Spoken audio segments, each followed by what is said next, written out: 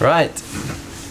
So we're on 19 now. So we're on the 19th talk on paradise, and this session we're going to be talking about food and drink of paradise.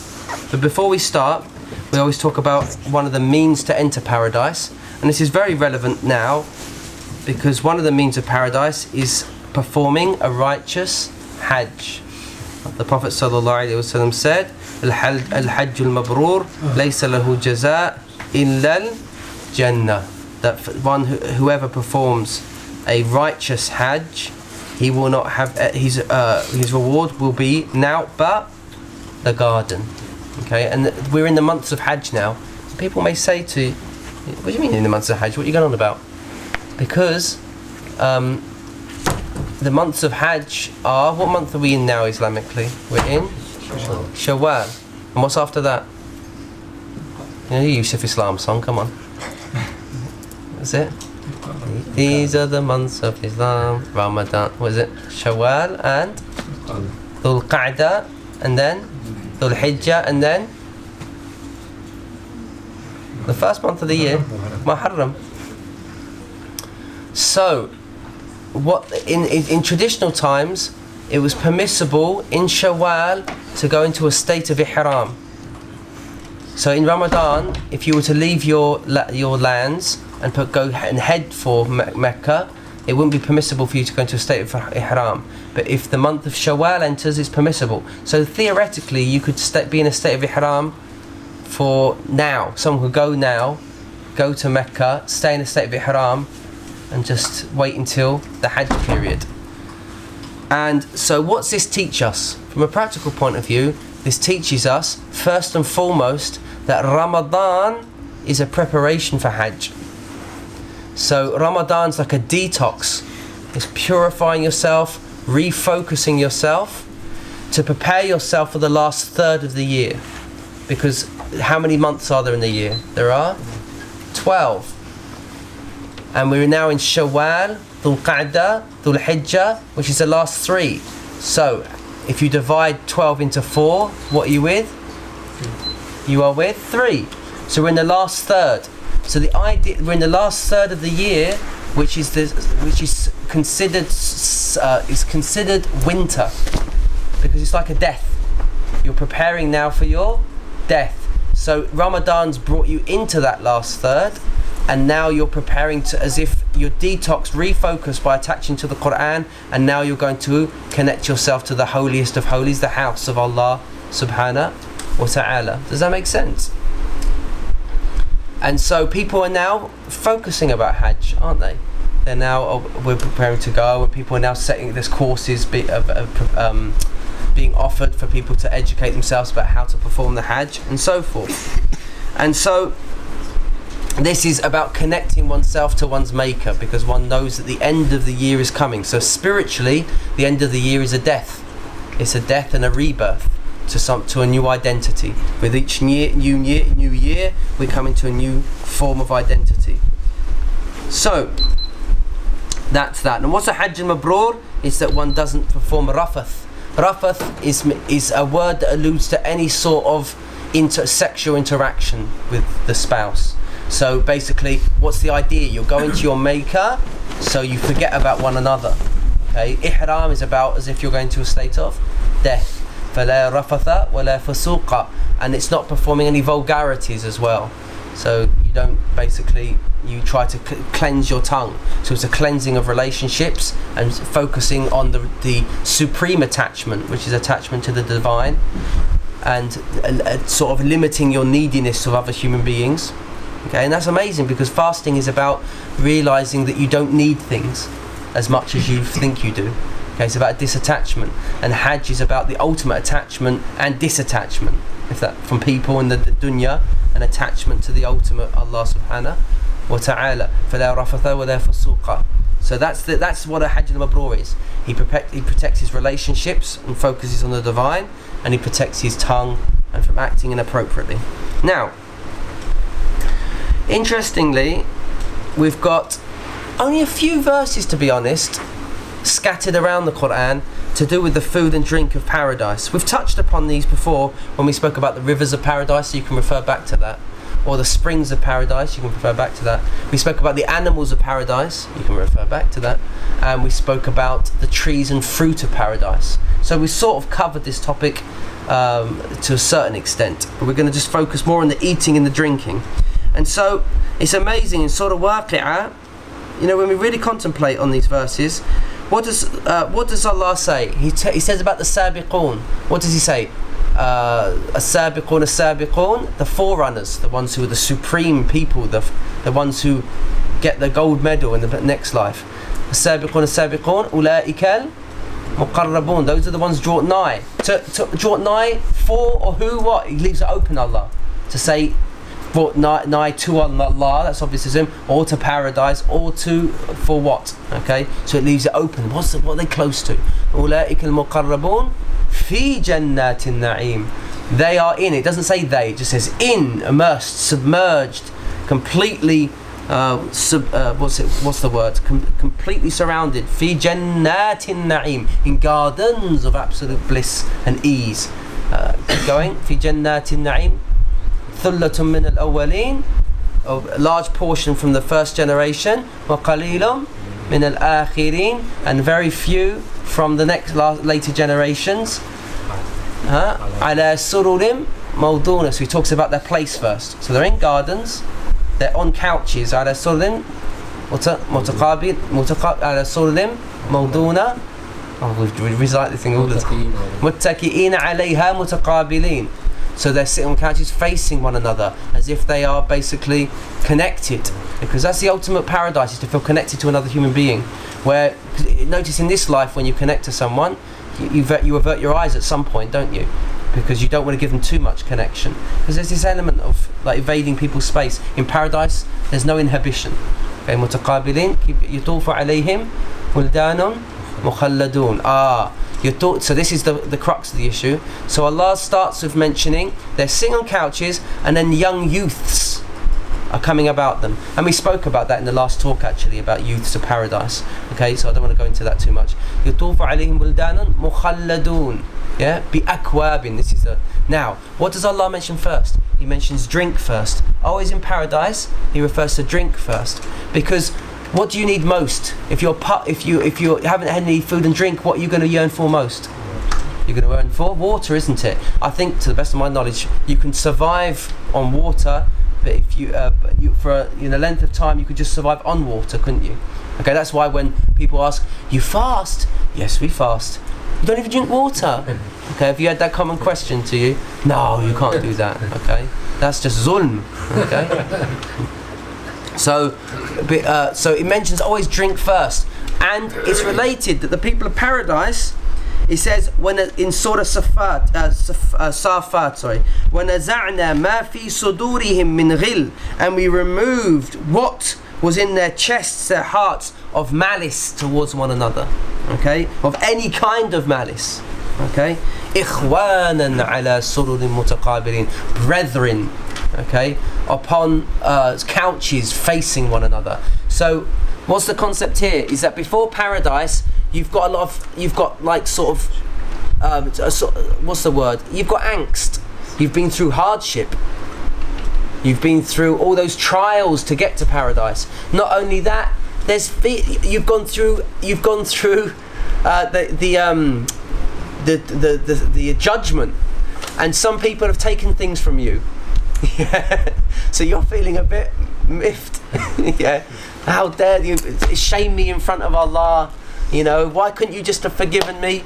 You had to take that thing from me, my good deeds.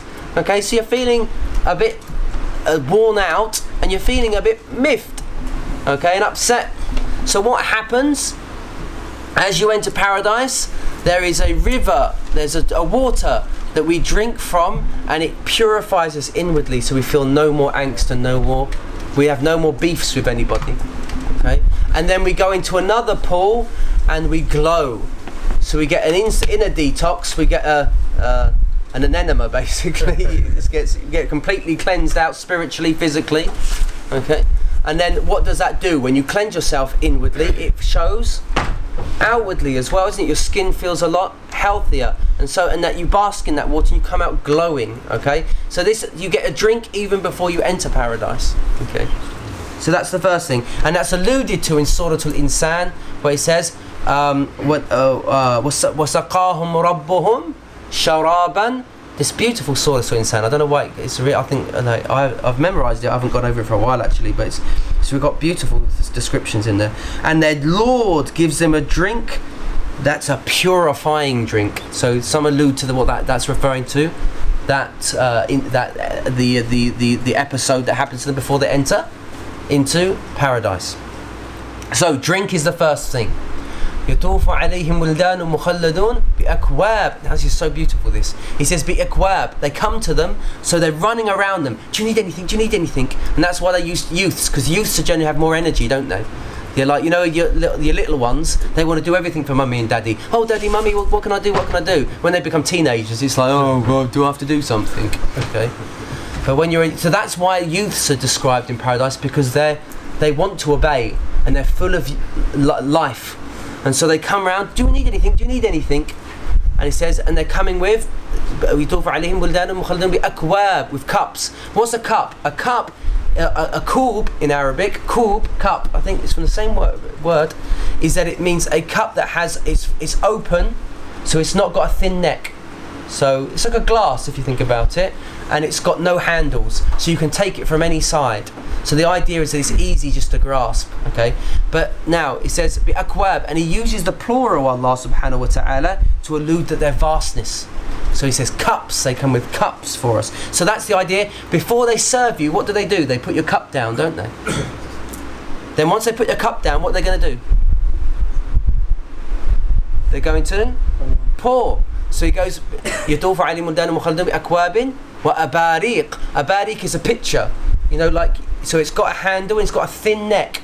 So the idea is that you got your cup, okay, and there's loads of them. You're seeing all these cups around, and they're easy accessible. What's going to be put in? The next question is, what's going to be put in there? Then the hand comes, and it comes pouring it in. Abariq. Abariq comes from barakah. It means they, like, what's the word? It it glistens, because Allah describes that in paradise we will have silver, but the silver's so fine that it's like glass, you can see through it.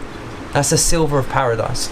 And so these pictures, they're made of a glass that you can basically, it's made from silver that's so fine that you can see through it. So they pour this, so the idea here, and there's vastness, it uses the plural as well, they're vast, and he uses the indefinite as well to say, you're wondering what kind of will they be? Cups, what kind of cups? Well, let your imagination go wild. Abariq, pictures, what kind of pictures? Well, let your mind go wild. Okay, and you're just thinking, what's going to be poured into my cup? Abariq. What does he say next? He uses a singular now. A cats means any kind of glass, any kind of cup, a vessel that's full of wine. Cats, well, the Arabs used it specifically for wine, and it's brimming over. So the idea, can you see the gradation now? So here's my cup empty. Then what am I getting? Then it's this pouring. Then it's full up to the brim. But you use singular here now because you're focused fully on your one cup. Before, you were looking at all the cups that were being served, all the pictures that were coming round, and now all your focus is on your white wine bubbling over. Does that make sense? It's really beautiful when you look at that gradation in the Quran. So Allah first, katsim mim ma'in. Ma'in means something flowing, easy to access, doesn't have to be squeezed, because the wine of this world, it's hard to access it. If you think about the wine of this world, what's its nature? You've got to basically take something and you've got to mash it, haven't you? Squeeze it, and you've got to let it actually go off. If you think about it, wine, it's like vinegar as well. It goes off, doesn't it? But this is, it comes flowing to you, ma'in. The idea of ma'in is it's easy accessible, it doesn't need to be squeezed, and it's easy to access, because the wine and the water of paradise come to you. You don't go to it. Okay? So the people of the muqarrabun, they have servants around them, and they're on couches, and they're getting this they're having this poured. What does he say next? Min ma'in la yusaddauna anha. so it doesn't cause any kind of headache whatsoever. So here we learn straight away that it's not wine of this world. Like Ibn Abbas radiallahu anhu said, that the realities of the things in paradise, the names of the things that are of this world that allude to paradise, they're only similar in terms of name. That's it. In terms of the realities, there's something completely different. Why? Because why do we drink wine in this world? Why? Well, not you lot, but yeah, you have mango lassi instead. Mango lassi instead. Okay. Why do you drink mango? Celebrations. It doesn't, huh? Celebrations. Celebrations. But why? What's wine used for in this world? To forget about everything. To let your inhibitions go. Yeah. Some people, if they're in a gathering full of people, they can't relax until they've had a few bevies, have they? Yeah. Okay. And then they let their tongue go loose, and they can relax and end up looking like a fool, obviously. Okay. But the idea that's why alcohol. This is Allah knows best. It's an illusion. Why alcohol is not allowed in this world, as the Prophet ﷺ said, whoever drinks of the wine of this world and doesn't repent, he will not drink from the wine of the next world. So that's a reminder. You see this, you say, I'm saving for the next world, and I know that this wine, what does it do? It's rotten. It's basically come from something that's had to be gone off. Also, it causes what? Allah, he says, he highlights here what the detriments of drink is. It causes you a hangover. Okay, it dries you out, doesn't it? It dehydrates you.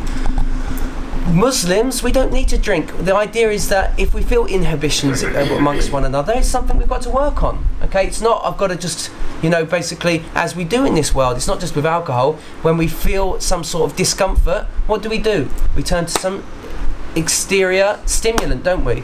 Oh, I'm not feeling comfortable, I'm feeling stressed, let's have some chocolate. Okay, I'm feeling really I need to watch a movie and just forget about things. We naturally do these things in order to forget, instead of getting in touch with ourselves and what we really need.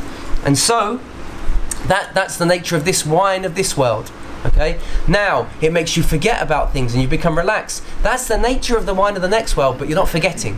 You're increasing in awareness, because the wine of this world makes you forget about the surroundings around you. The wine of the next world actually heightens your awareness. So the wine of this world makes you lose your awareness. The wine of the next world heightens your awareness, and it actually refines your character.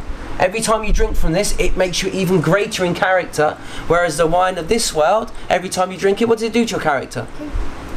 It makes you become even more complacent in your character, and more loose and relaxed, and you end up humiliated. Someone catches you on your camera and says, "This was you last night," okay, and you feel like a right wally, okay, especially if it's put on your Facebook and then you're finished.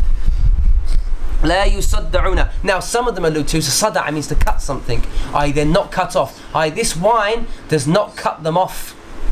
Okay, they're not, meaning when you drink this, it's not haram, because when you drink, you're cut off from Allah, don't you?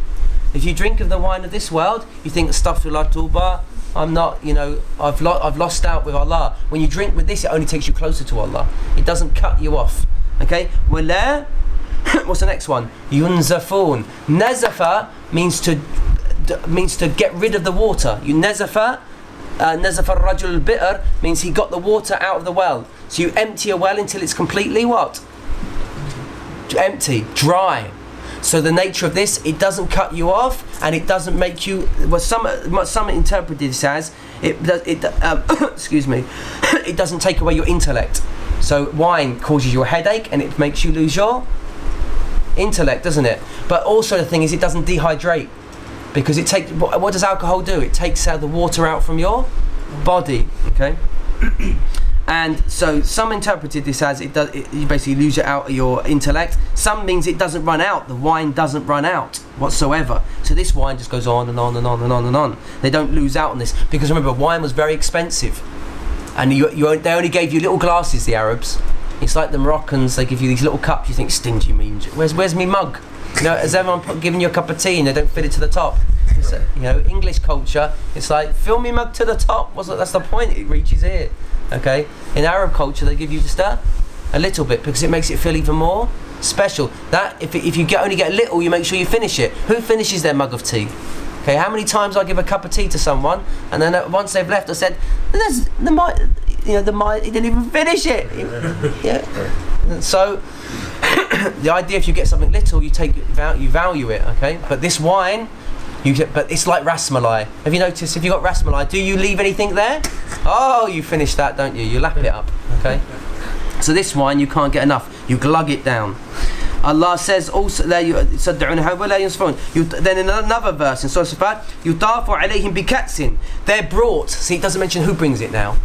So the first was the focus. You've got to always ask yourself in the Quran, why does Allah use this? Why does He use that? So here it says يُطَافُ عَلَيْهِمْ, it's brought to them.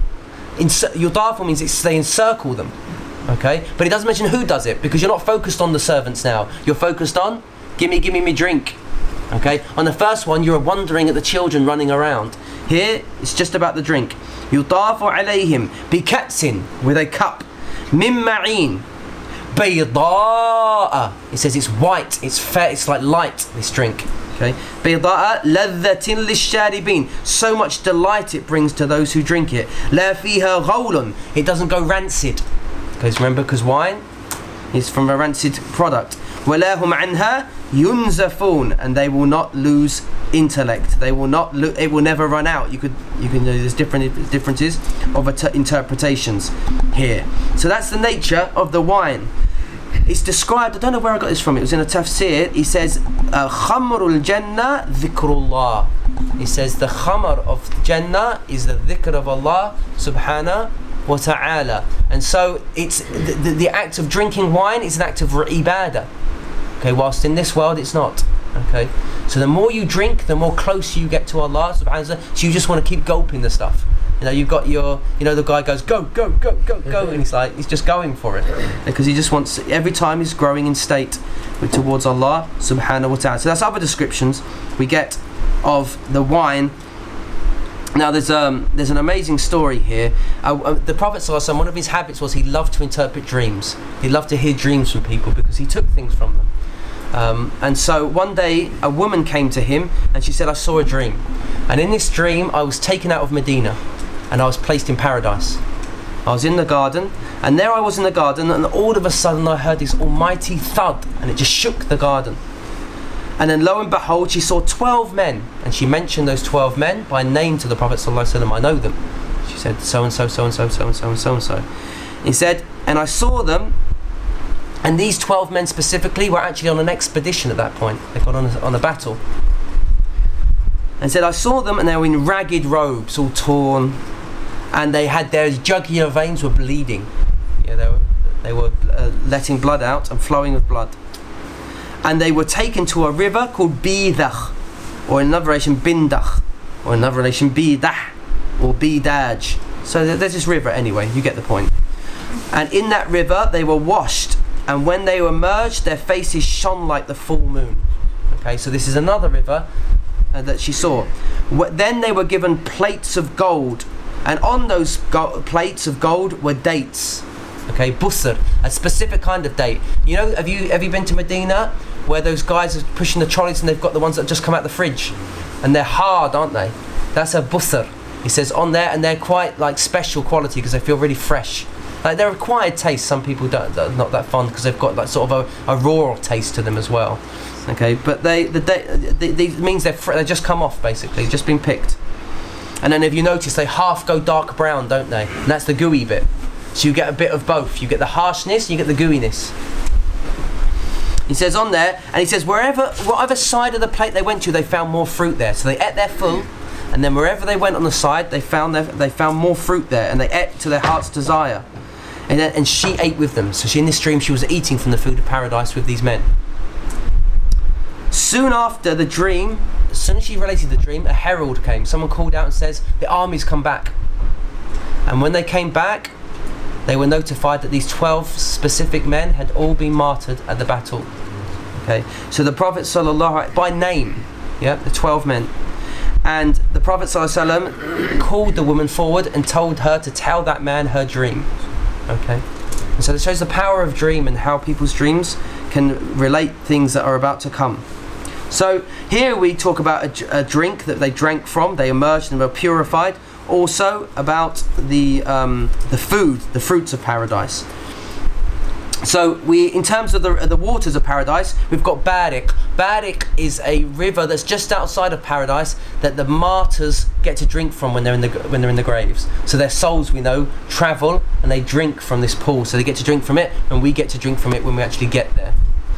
And then there's Kawthar, obviously from the Prophet sallallahu alaihi wasallam's drink. And we've got Jihan and Sihan underneath the lote tree of furthest knowledge, the lotus tree. There's 4 rivers, the Nile and the Euphrates. Allah knows best it. We said there could be reflections of the rivers of this world, and they may be different rivers. They're just got by the same name. Allah knows best. And then 2 hidden rivers, which is the Sihan and the Jihan, which are mentioned in the Bible as well. The Sephon and the Gifon. I think I've not memorised the names. So and then they say one of the first drinks that we would drink from is Salsabil. So there's 2 specific springs that are mentioned in paradise. There's Salsabil and there's Tasneem. These are mentioned in Surah Insan as well. Tasneem is a drink that takes you up. It makes you lofty, and they say this is a drink that it pours down from the throne of Allah subhanahu wa ta'ala, and the Muqarrabun get to drink from it pure, unmixed. Why? Because they believed in Allah without needing proofs. They just said Allah exists, Allah's my Lord, and people tried to sway them and like, how can you prove God exists? And they just said, it's more obvious to me than my own self. Okay, they just didn't hesitate. You know, those Auntie G's that just they don't need any proofs or anything like that. So they get to drink the drink of paradise pure, because it was untainted with any need or any hesitation. But the people from below them, it's a mixed. And Allah knows best. It's very ambiguous, the verse. Is it mixed with camphor, and is that for ginger? It does mention that, but is that specifically for the people, the Ashab al-Yamin, or do the people of the up high drink that as well? It's ambiguous, and that's why it's important to meditate on these verses. Surah Mutaffifin. إن الأبرار لفي نعيم على الأرائك ينظرون تعرف في وجوههم نظرة النعيم يسقون من رحيق مختوم. Mentions that in you can go to Surah Mutaffifin if you're familiar with that one. Surah Insan, we've mentioned that. This verse is about drink. They're in Surah Waqi'ah. We're going to look at them. There's an allusion in Surah Rahman, okay, and Surah Safat and Surah Zukhruf. These are the only surahs that have mention of the drink of paradise. So he says this Salsabil means flowing and abundant. Okay, and we mentioned all these things. Okay, so what does Allah mention next? He mentions fruit in Surah Waqi'ah. What does he say? بأكواب من معين يصدعون عنها ولا ينزفون وفاكهة مما يتخيرون. So the Muqarrabin, the people brought nigh, when they're in paradise, they're sitting on couches, and the people bringing trays, and those trays are made of gold. We've mentioned this before, that Allah knows best, but some say that people have, there's 4 gardens in paradise. 2 are of gold for the Muqarrabin, and 2 are of silver for the Ashabul Yamin. Or some say that the bricks in the houses of paradise mix of gold and silver. And we've said that some say that underneath the soil is gold or silver. The paradise is the ground of paradise is actually gold and silver. Okay, and so it's described. Allah mentions that they're brought plates of fruit that are made of gold and silver, and it says they're placed on tables that go as far as the eye can see, and 70,000 of different dishes. That's just an exaggeration to say dishes upon dishes upon dishes. I don't know if you've ever heard about the Ottoman sultans. They used to be brought for breakfast. They brought about 70 different dishes. They ate a little bit from it, and then the rest was given to the poor. Okay, the people. And so this is the idea that you've got this table, and you've just got dishes upon dishes to choose from. And what the point here is that the youths of paradise are bringing this around, and you get to choose. يَتَخَيَّرُونَ. So the Muqarrabin, they go, oh, I like that one, and I take a bit from there, and I take a bit from there, and they're just, like you got your matai dishes, and you choose your little bit of matai that you want, okay? And there's so many different varieties that you just, oh, what one shall I have today? Okay, so that's the idea there. And in terms of he says in Surah Zukhruf, they're brought again, they encircle them plates of gold and cups of silver. Let me get my bearings. Okay, so what's the fruit that they eat from? We've mentioned this. Grapes. They said the grape of paradise would be the size of a bucket. We mentioned that. with the fruit, and it will suffice a whole family. Dates, pomegranates, and then the fruit from the sidr, which is nabaq, which is a type of apple, but it's a tiny little one. I don't know if you have them in Pakistan. They're like these tiny little apples, and they're called a nabaq in Arabic. And there's the weak narrations that relate figs, and the hadith that narrate watermelon and pumpkin. They're fabricated, those ones. Okay. So Allah says, وَفَاكِهَةٍ مِمَّا يَتَخَيَّرُونَ. So He mentions fruit for the muqarrabin. What does He say for the ashab al-yamin though? He says, وَفَاكِهَةٍ كَثِيرًا. So He doesn't mention that they're served. With the ashab al-yamin, the people of the right, it mentions that they're under trees, and those trees deliver their fruit. As for the muqarrabin, the people drawn nigh, they are served. So it's very different description when you look in Surah Waqi'ah of the people who are brought nigh to Allah and of those of the right. It's very of right is as if they're sitting under trees and they're just relaxing and they're eating from the tree. The muqarrabin, the people brought nigh, is as if they're being served and they're on couches, and it's very more lush, like they're in palaces. Then he says, what about then? What's the next thing about that's going to be given to us? Oh, sorry, I missed this out. And then the fruit. What about the fruit? Allah says in Surah Baqarah, كُلَّمَا رُزِقُوا مِنْهَا رِزْقًا قَالُوا هَذَا الَّذِي رُزِقْنَا مِنْ قَبْلِ. Every time they brought the fruit, they say this is what we've been given before. Now the scholars differ what that means. Some say they recognise it from the world, and they say this is what we ate before. But when they eat it, they realise, oh no, this fruit's not the fruit that you ate in this world. Others say no, what this means is, but they said, oh, I ate this just a minute ago. But when they actually eat it, it's actually something completely different, because every moment in paradise is a new experience. It's constantly changing. There's a constant flux, so you never grow bored. Okay. And so this is the fruit. And then what's mentioned after that? وَلَحْمِ طَيْرٍ مِمَّا يَشْتَهُونَ. So drink. And if you think about it, what do we usually, we focus on drink mostly through the day, isn't it? And what do we, and drink, what does it do? It brings you energy. Okay, why do people drink all these? What do you get? Monster and Red Bull and stuff like that. They're always knocking them back. I know some students in my madrasa, they'd have about 4 cans a day of Red Bull. Okay. You think what effect that's going to have on them long term? But it's why people want energy. All these energy drinks. Well, that's what water of paradise will bring you energy, and we've obviously know the descriptions of that. The rivers of milk and what? Honey and wine and water. Okay, they're the 4 rivers of paradise. So the next thing is meat after that. So, وَلَحْمِ طَيْرٍ مِمَّا يَشْتَهُونَ. The meat of paradise is mentioned as birds, because bird meat is light. Like chicken, everyone wants to eat chicken, don't they? Okay, because chicken feels lighter than beef, doesn't it? Beef or lamb, it's quite heavy on the stomach. So why? Because when we eat of paradise, we don't eat for hunger, we eat for the delight. There was a question that was raised, is that why do we eat in paradise? Why do we drink in paradise? Why do we comb in paradise? Why do we apply scent in paradise? Because we don't, if you're combing, that means your hair was what? Dishevelled. In paradise your hair's never dishevelled. It's just like you came out of the salon, Vidal Sassoon, okay? It's just you, every time it's just flowing and lovely. So why do you comb? You comb because just for the pleasure.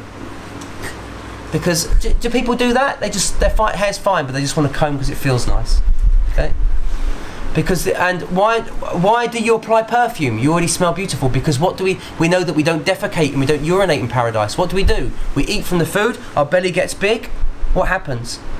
We burp and it produces a smell of musk, or it comes through our pores. We sweat it out and then our tummies shrink again. Okay? Because we don't eat for satiation. And that's why fruit is the thing mentioned most in paradise, because fruit's not eaten. You don't say, I'm starving, can I have an apple please? You say, I'm starving, can I have some buddhi? Okay.